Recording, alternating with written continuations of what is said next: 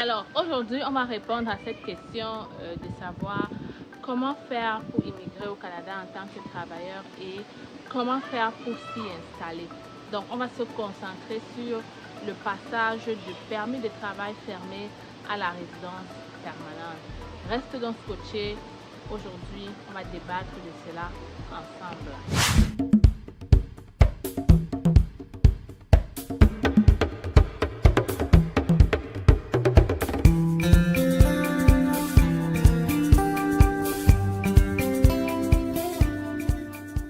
Dans l'Institut canadien, je reçois cette question très souvent. Les gens qui me demandent cet emploi que je choisis est de la catégorie C, de la catégorie D. Est-ce que ça veut dire que je pourrais m'établir au Canada ou alors au Québec plus tard? Donc, on va discuter de ça. On va essayer d'entrer dans le site du gouvernement du Canada parce que je vous ai toujours dit que c'est de là-bas que vous devez prendre vos vraies réponses. Alors maintenant que ça est dit, laisse-moi donc te présenter le processus. Déjà, si tu ne comprends pas quand je parle de permis de travail fermé ou de permis de travail ouvert, je vais te demander de faire une pause, aller regarder les vidéos. Il y a une liste de lecture qui te dit comment trouver de l'emploi au Canada.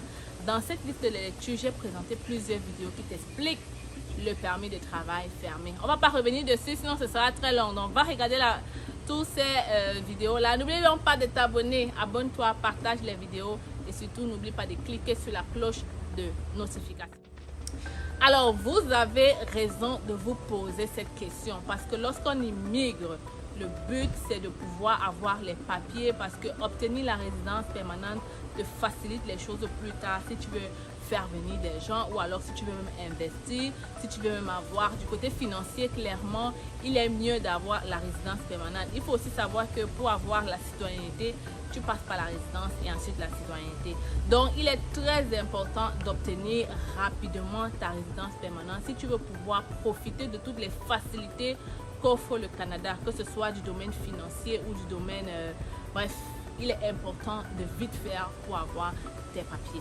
Alors maintenant, le problème, c'est quoi? C'est que pour pouvoir s'installer au Canada, déjà, sachez que cette vidéo, je vais la diviser en deux. Pourquoi? Parce qu'il y a ceux qui arrivent au Québec et il y a ceux qui arrivent dans les autres provinces du Canada. Sachez que ceux qui arrivent au Québec, le Québec est une province complètement à part. À part dans quel sens? Dans le sens que le Québec a ses propres lois d'immigration, a ses propres programmes d'immigration. Alors pour celui qui vient au Québec, il aura un autre cheminement que pour celui qui vient au Canada.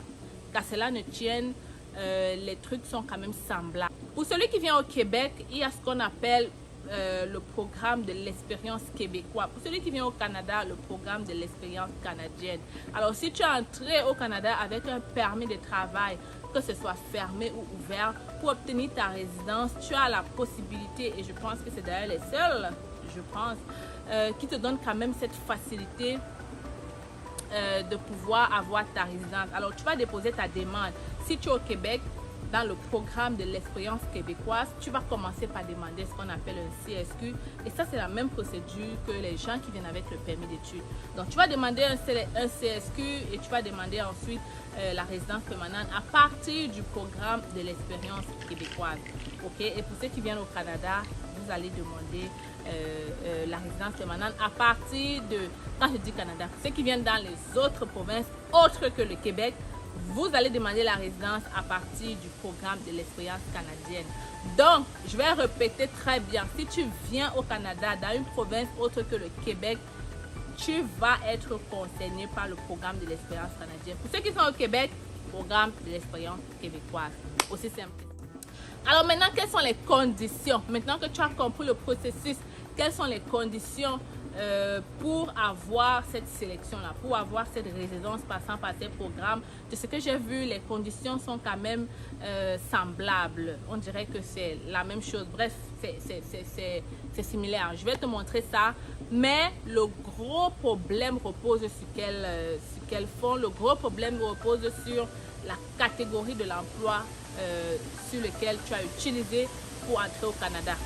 À part ça, il y a des conditions comme avoir 18 ans et plus, avoir respecté les conditions de ton séjour, avoir la capacité financière, Je pense que l'autre condition, c'était d'avoir au Québec, je pense, j'ai vu, il faut passer le test de langue française et avoir une moyenne de 7 minimum.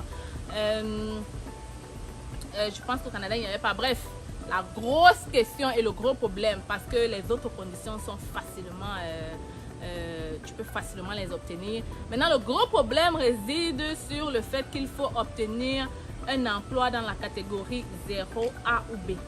Voilà les 3 catégories que j'ai vues dans le site de l'immigration qui te permettaient d'obtenir, de déposer tes dossiers dans ces profils-là. Maintenant, il y a quel problème? Le problème, c'est que ceux qui obtiennent le permis de travail fermé parfois peuvent être dans la catégorie C ou dans la catégorie D. Si tu ne connais pas encore c'est quoi la catégorie C ou la catégorie D, c'est que possiblement tu n'es pas un abonné, c'est facile. Alors dorénavant, abonne-toi parce que comme ça, quand je vais parler prochainement des thèmes, tu seras comme un vrai Canadien parce qu'il faut déjà commencer à comprendre le système, comprendre le processus pour éviter de tomber dans les pièges.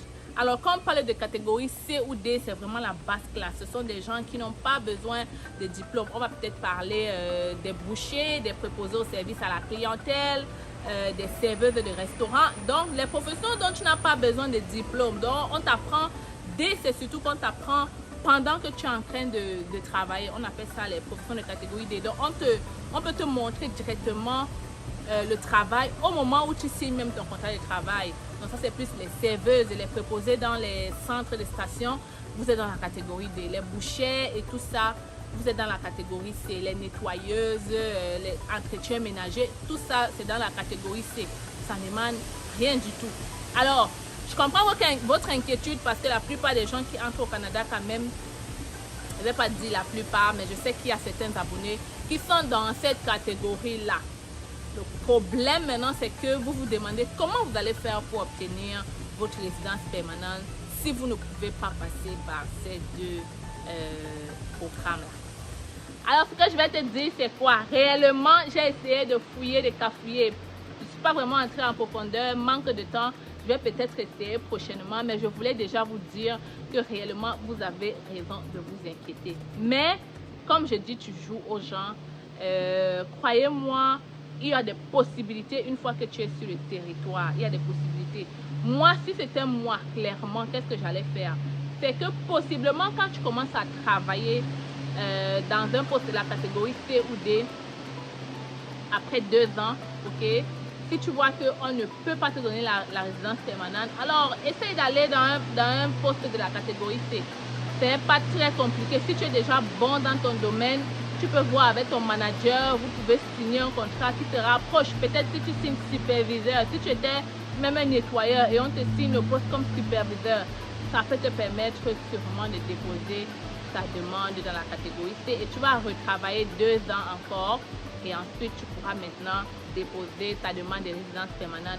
Pour tous ceux qui vont crier que mais ça va faire 4 ans, ça va faire long, mon ami, moi j'ai fait 3 ans au Canada avant de pouvoir demander ma résidence permanente et j'ai payé presque 14 000 $ à chaque session, c'est-à-dire 28 000 $ par an pendant 3 ans pour pouvoir avoir cette résidence. Pour moi, je ne vois pas où est le problème. Où est le problème si tu entres en règle avec ton permis de travail fermé, même si tu fais partie de la catégorie C ou D, et ensuite rendu sur le territoire, je suis sûre qu'il y aura un moyen pour que tu puisses continuer. Ça, je suis sûre.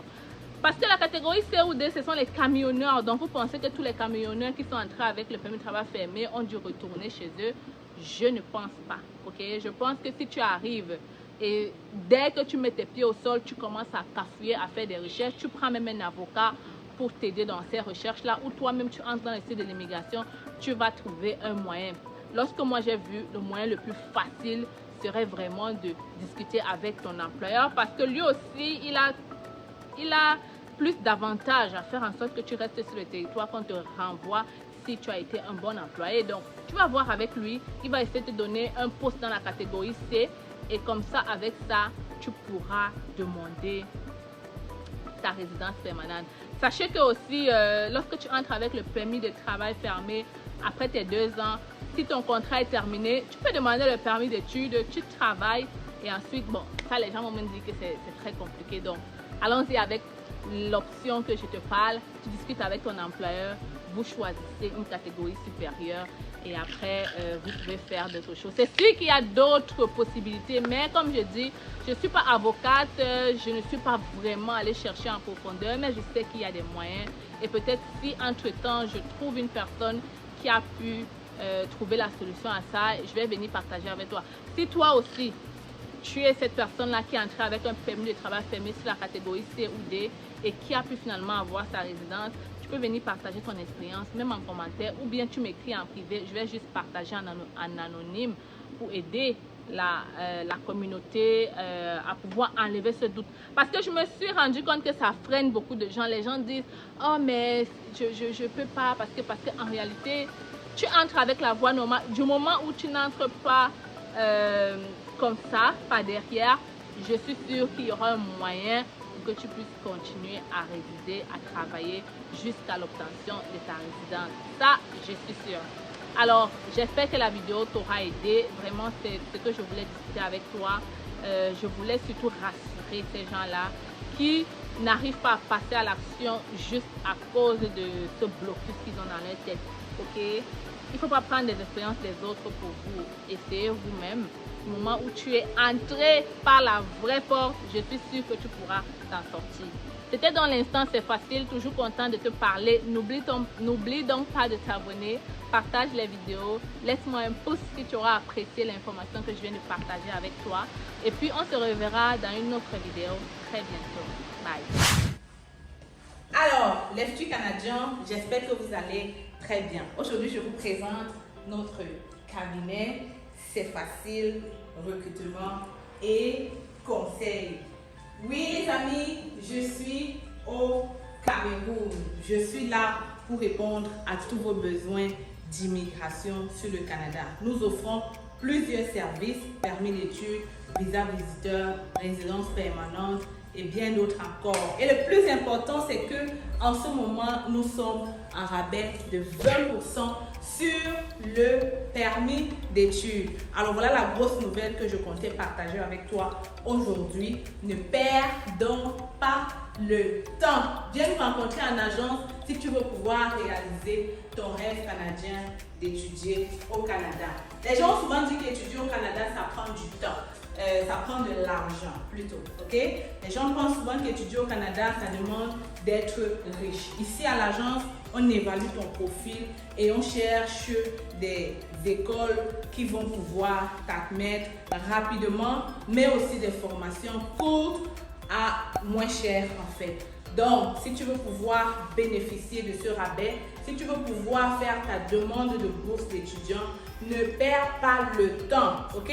Ne perds pas le temps parce que les admissions ont déjà commencé dans cette cégep qui offre de multiples bourses. Il faut donc le faire maintenant. Et je suis encore au Cameroun pour quelques jours et j'espère te recevoir ici dans mon cabinet pour un entretien avec moi. Tu communiques avec nous à partir de ce numéro ou cette adresse email et on pourra prendre un rendez-vous avec toi. Viens, je t'amène dans mon bureau.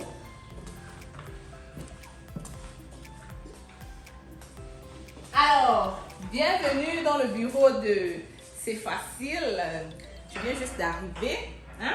Donc, c'est ici qu'on va te recevoir. C'est ici qu'on va te donner du café là derrière. On est là pour toi. On est là pour te servir. Tu peux donc venir avec maman. Tu viens d'avoir le bac. C'est le moment de venir faire ta demande d'études au Canada. Ne perds pas le temps. Je le dis encore parce qu'il y a plusieurs personnes qui traînent le pas et qui, après des années, se rendent compte que voilà, ils auraient dû être là un peu plus tôt. En tout cas, je suis là pour vous servir et j'espère que vous allez venir ici très bientôt. Donc, les amis, oui, c'est facile, elle est là. Et je suis encore là pour un bout et viens en agence, n'est-ce pas?